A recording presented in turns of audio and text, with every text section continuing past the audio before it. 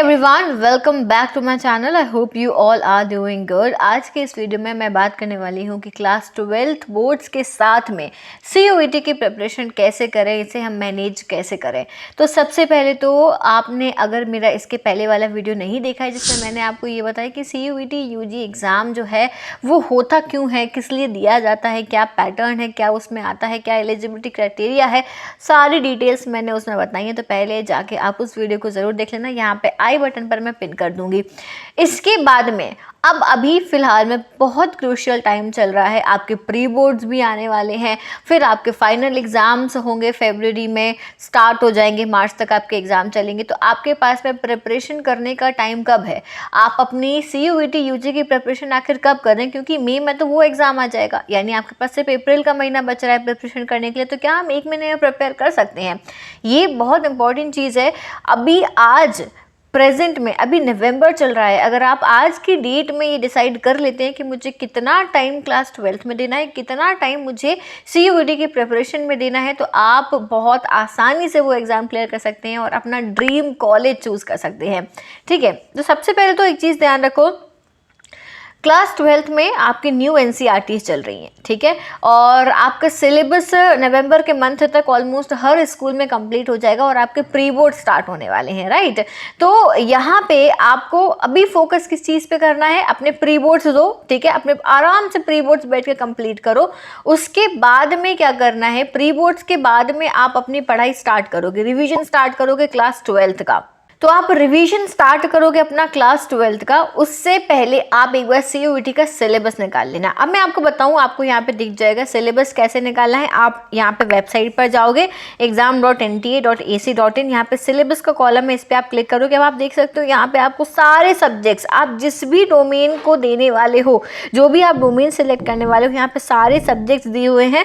मैं बायोलॉजी उठा लेती हूँ यहाँ से। आप जैसे ही इस पर क्लिक करेंगे तो PDF आ जाता है, ठीक है, और यहाँ पे क्लियरली लिखा है syllabus for class 12th complete. जो आपका सिलेबस है वो क्लास 12th का ही है। तो आप टेंशन भूल जाओ, टेंशन बिल्कुल नहीं लेने का, क्योंकि आपका क्लास 12th का सिलेबस ही आपके CUET में आने वाला है। Now question arises here, ma'am new NCERT या ओल्ड NCERT, है ना। अब ये बड़ा क्वेश्चन है। अब यहाँ पे कहीं पे भी ऐसा मेंशन नहीं है कि न्यू NCERT के अकॉर्डिंग आएगा या ओल्ड NCERT के अकॉर्डिंग आएगा। अगर हम यहाँ पर देखें तो NTA अभी भी ओल्ड NCERT के अकॉर्डिंग ही इन्होंने टॉपिक्स दे रखे हैं, जैसे कि रिप्रोडक्शन इन ऑर्गेनिज्म। ये चैप्टर आपके क्लास 12th के NCERT से डिलीट हो चुका है, लेकिन उन्होंने यहाँ पर इंक्लूड किया हुआ है, तो आपको इसको भी फॉलो करते जाना है। तो प्री बोर्ड्स के बाद में आप इन चैप्टर्स को भी थोड़ा थोड़ा पढ़ना स्टार्ट कर दो, जो आपके ओल्ड NCERT में इंक्लूडेड थे और यहाँ पे उन्होंने CUET के एग्जाम में भी इंक्लूड किए हुए हैं। साथ में अभी तक अगर तुमने अपने जो शॉर्ट नोट्स होते हैं वो प्रिपेयर नहीं करे हैं, तो अभी भी टाइम है, अपने रिवीजन के साथ साथ शॉर्ट नोट्स प्रिपेयर करना स्टार्ट कर दो, ठीक है। तो यहाँ आपको पूरा सिलेबस मिल जाएगा। रिप्रोडक्शन है, जेनेटिक्स है, biology and human welfare, biotechnology, ecology and environment, ऐसे ही करके आपके बाकी के सब्जेक्ट्स के भी सिलेबस यहीं पर मेंशन्ड है।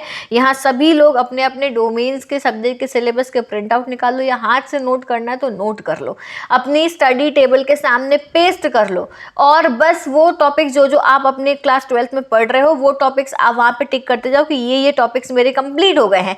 अब जो एक्स्ट्रा टॉपिक्स हैं वो हम कब पढ़ें और कैसे पढ़ें मैं वो बताती हूँ। इसके लिए एक बहुत सिंपल सा काम करो, सिर्फ सैटरडे संडे निकाल लो। आपके पास दिसंबर है, जनवरी है और फरवरी है, क्योंकि फरवरी लास्ट में एग्ज़ाम स्टार्ट हो जाएंगे, तो वो जो आपके 20-25 दिन होते हैं जब एग्ज़ाम चलते हैं, तो उस टाइम पे हम नहीं पढ़ पाते हैं। तो दिसंबर, जनवरी और फरवरी का जो आपके पास में 3 महीने का टाइम है, इन 3 महीनों में आप अपना क्लास 12th का न्यू NCERT का सिलेबस प्लस जो ओल्ड NCERT में इंक्लूडेड है वो सिलेबस आप कंप्लीट करोगे। सैटरडे संडेज़ को आप डिवाइड करोगे अपना एक्स्ट्रा सिलेबस कंप्लीट करने के लिए, ठीक है। तो जो भी एक्स्ट्रा टॉपिक्स हैं वो आप अपने अलग से लिख के रखोगे, उनके नोट्स बना के रखोगे।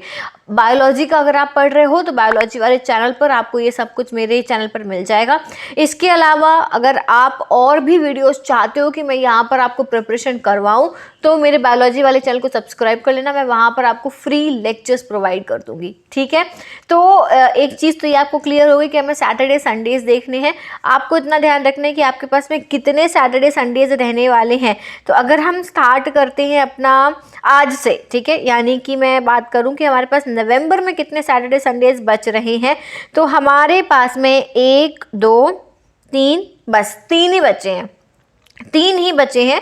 इसके बाद में नेक्स्ट मंथ पे आपको स्विच करना है। दिसंबर में आपके पास में 1 2 3 4 एंड 5 6 7 8, ठीक है, 8 हैं, 8 दिन ये। तो आप मान लो कि ऑन एन एवरेज हम मान लें हर महीने हमें 8 दिन मिल रहे हैं एक्स्ट्रा अपनी पढ़ाई करने के लिए, तो हमारे पास बहुत सफिशिएंट डेज हैं प्रिपरेशन के लिए। अब नॉट ओनली डेज, अब तुम्हें अपनी प्रिपरेशन जो है ना सिर्फ मेन डोमेन्स पे फोकस नहीं करना है, हमें इंग्लिश भी आएगा और जनरल टेस्ट भी आएगा, तो हमें उसके लिए भी टाइम निकालना है। सो फॉर एग्जाम्पल आपने सैटरडे को 2 घंटे अपने डोमेन के एक्स्ट्रा चैप्टर्स पढ़ने में दिए, तो 2 घंटे आप जनरल टेस्ट और इंग्लिश के लिए निकालो और उनके भी नोट्स बनाना स्टार्ट कर दो, ठीक है। मैं ऐसा प्लान कर रही हूँ कि मैं आपको जनरल टेस्ट के भी वीडियोस प्रोवाइड कर सकूं अपने, मेरा जो चैनल है सेकंड वाला चैनल है, मैं उस पर आपकी पूरी CUET की प्रिपरेशन करवाऊंगी।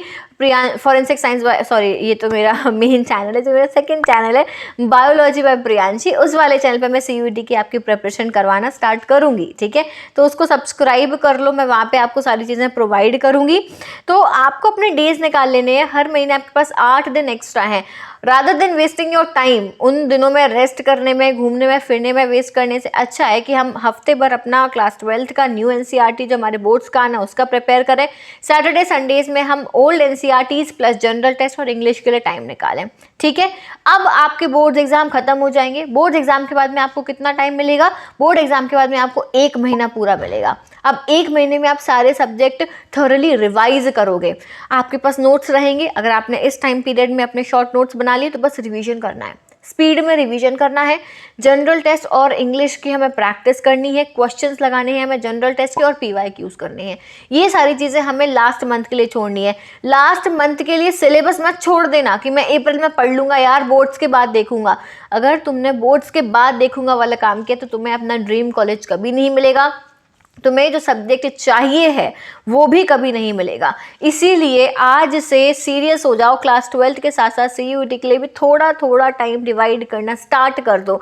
मैक्सिमम बच्चे यही करते हैं कि अभी तक वो सोचते ही नहीं है कि मुझे प्रिपरेशन करनी है, वो तो बस मैं तो बोर्ड एग्जाम दे दूँ उसके बाद देखूंगा। उसके बाद जब देखने बैठते हैं तो पता चलता है अब तो टाइम ही नहीं है हमारे पास में, सिर्फ 1 महीना बचा है। 1 महीने में physics, chemistry, biology, mathematics, general test, English में कैसे पढ़ूँ? नहीं पढ़ सकते आप। इसीलिए आज से ही स्टार्ट कर दो, एक टाइम टेबल बना लो, हर दिन हमें पढ़ाई करनी है। सैटरडे संडेज में हमें एक्स्ट्रा एफर्ट डाल के एक्स्ट्रा सब्जेक्ट्स पढ़ने हैं, क्योंकि जनरल टेस्ट बहुत इंपॉर्टेंट है और तुम लोगों में से मैक्सिमम बच्चों को जनरल टेस्ट में प्रॉब्लम जाएगी। इसलिए उसको पढ़ना अभी से स्टार्ट कर दो और इंग्लिश पे ही फोकस करना स्टार्ट कर दो। Is that clear? सिलेबस आपको वेबसाइट से निकाल लेना है और वेबसाइट से निकालने के बाद अपने टेबल पर पेस्ट कर लो, पेस्ट करते जाओ और जो जो पढ़ते जा रहे हो उस पर टिक लगाते जाओ and make short notes. PYQs जो हैं वो मिल जाएंगे आपको, वो आपको अप्रैल में करने हैं, अप्रैल मंथ में। अभी से मत करने बैठे आना, अभी कोई ज़रूरत नहीं है PYQs लगाने की। अप्रैल मंथ में PYQs करना, मॉक टेस्ट देना और उसी टाइम पे जो है शॉर्ट रिवीजन करते हैं ना, क्विक रिवीजन करते जाना, ठीक है। मैं भी आपको आपके या तो प्री बोर्ड के बाद से या बोर्ड के बाद से पढ़ाना स्टार्ट करूंगी, क्विक रिवीजन स्टार्ट करवाऊंगी। तो आप मेरे दोनों चैनल को सब्सक्राइब कर लो, दोनों पे ही आपको फ्री ऑफ कॉस्ट क्लासेस मिलने वाली हैं।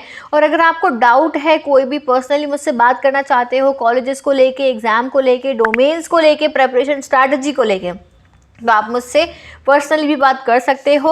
आप मेरी 1-on-1 गाइडेंस बुक कर सकते हो, डिस्क्रिप्शन में लिंक मिलेगा, पूरी कंप्लीट 1 ईयर की गाइडेंस मिलेगी। आपके काउंसलिंग के दौरान भी आपको हेल्प किया जाएगा, कौन से डॉक्यूमेंट्स लेके जाने हैं, किस कॉलेज की काउंसलिंग स्टार्ट हो गई, कैसे फॉर्म फिलिंग करना है, सब कुछ जो इन्फॉर्मेशन होती है ना, एक छोटी छोटी सी इन्फॉर्मेशन भी मैं पर्सनली तुम लोगों को दूंगी। So if you are interested you can register for my 1-on-1 counselling, link is given in the description box. और बाकी जो डिटेल्स हैं, जो लोग नहीं काउंसलिंग ले पा रहे हैं, वो उन्हें मैं यूट्यूब पे भी देती जाऊंगी। Okay, so that is it for today. All the best everyone for your class 12th board exam and for your CUET UG exam also. Bye bye everyone, take care.